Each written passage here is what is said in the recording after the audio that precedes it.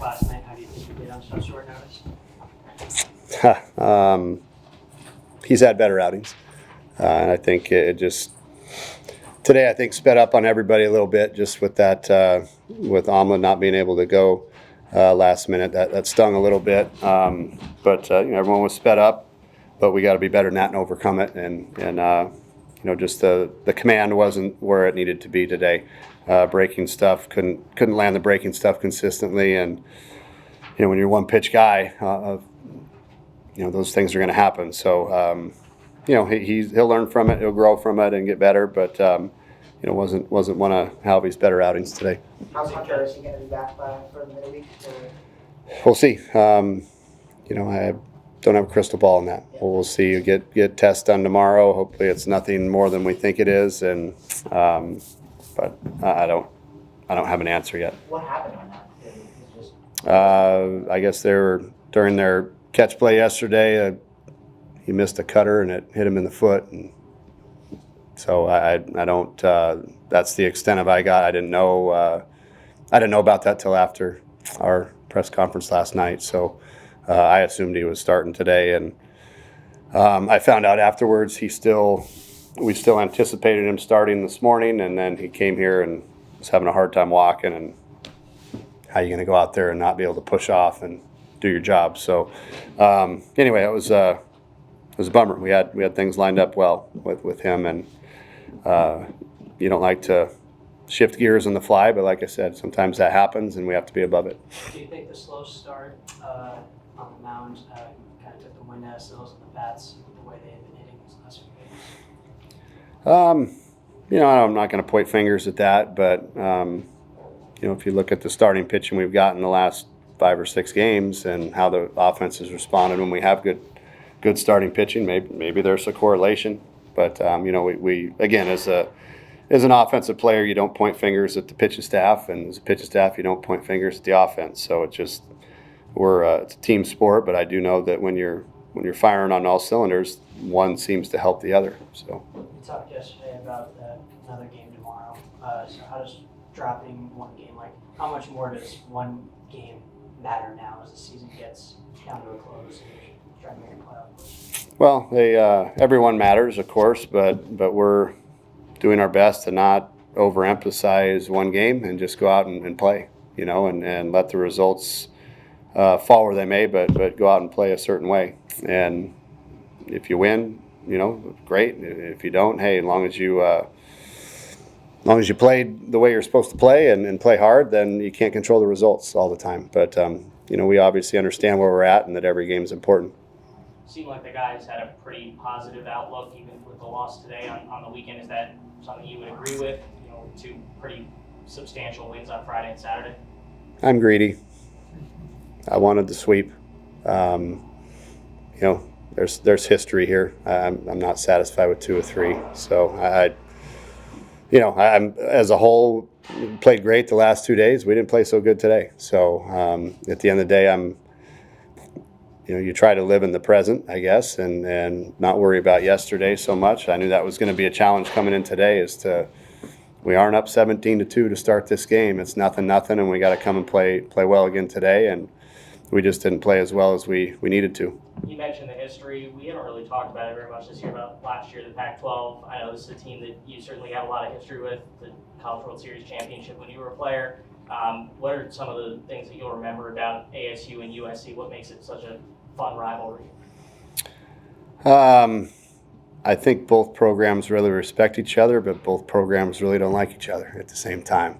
It makes it harder for me now because I really like Andy Stankiewicz and his staff. They're great people. But man, I love to hate USC. I do. It's in my bones and it's in my blood. That's how it'll always be.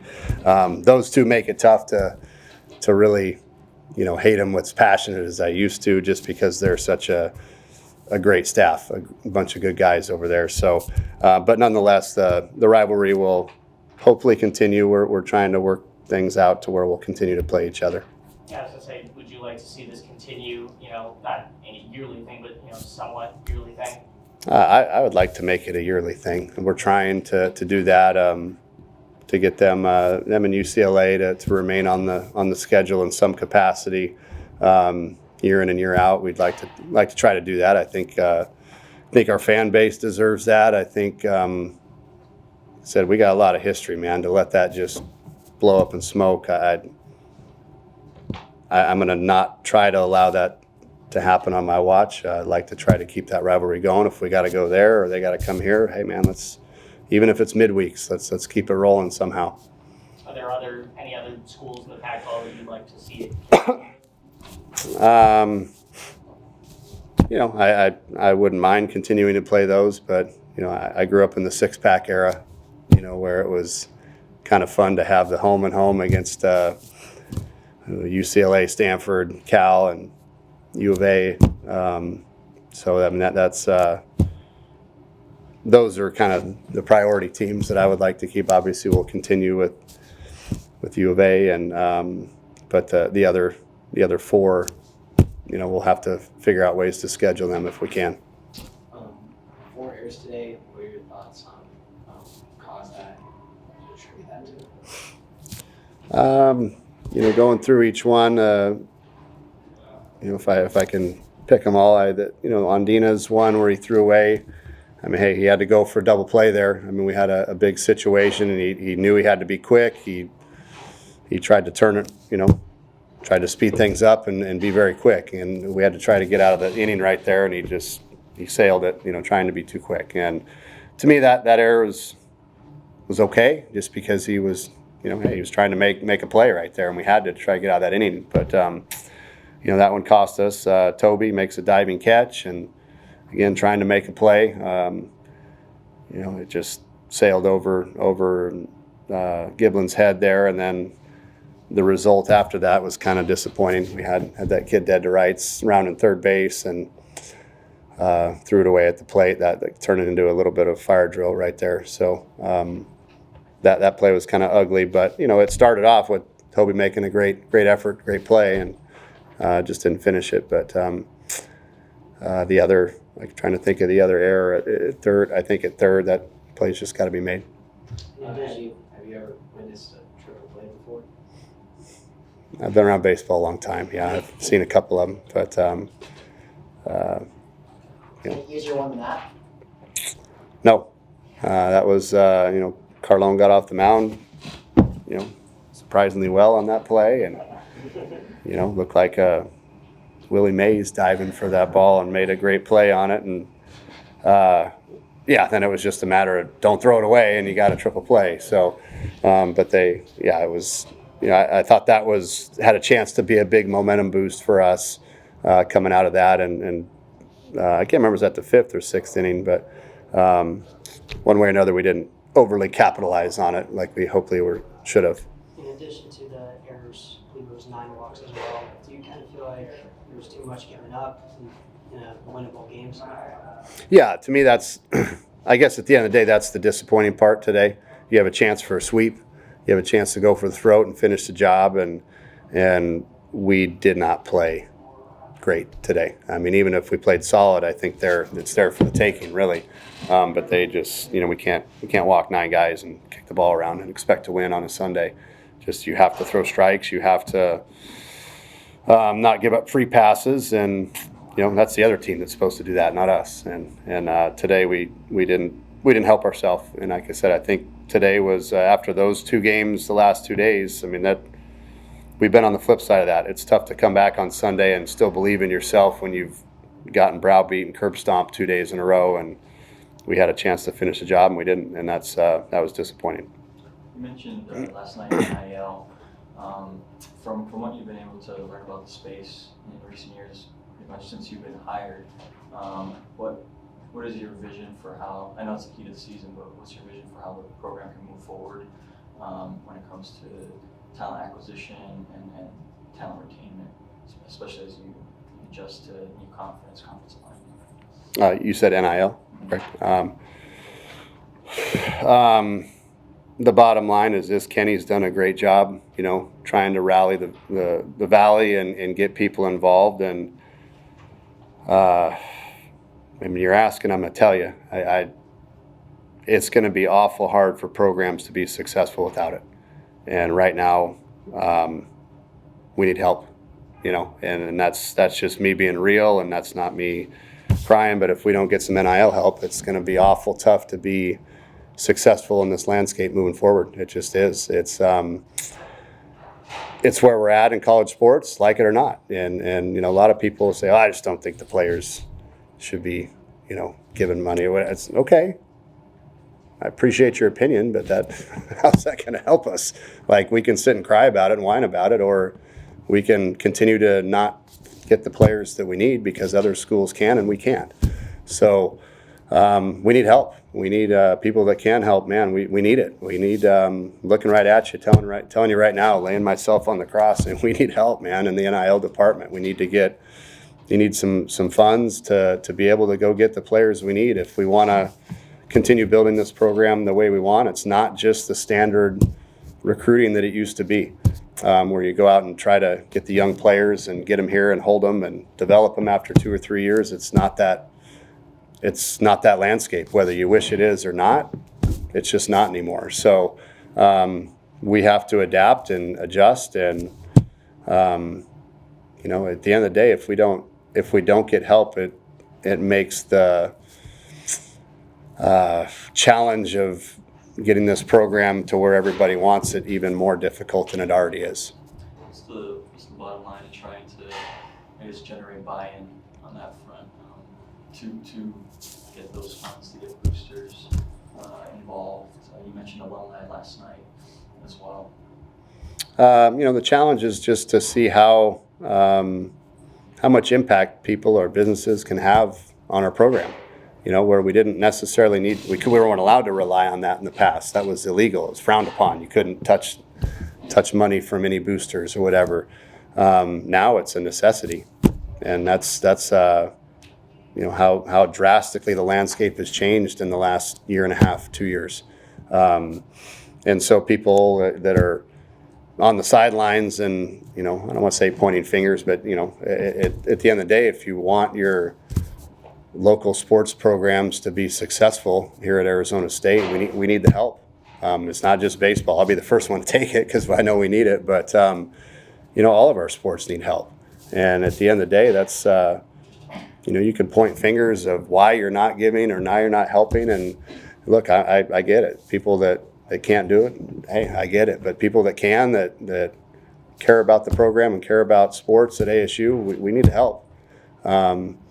And that's so if you can, we need it, and we need to help this thing grow so we can continue to stay in the recruiting talks with these top players that we need for this program to move forward the way we want it to.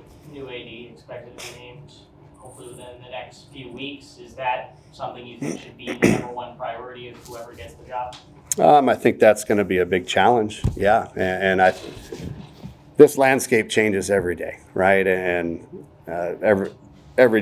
seems like every day since I've gotten the job, some sort of new curveball gets thrown my way to where gosh dang, okay, just was starting to figure that piece out. Now I got to shift gears and go this way. But whoever the new AD is when they come in, that's going to be a huge challenge. And like it or not, we're going to, like I said, Arizona State athletics needs that help. If we, this is a great school, great, people are passionate about Arizona State, but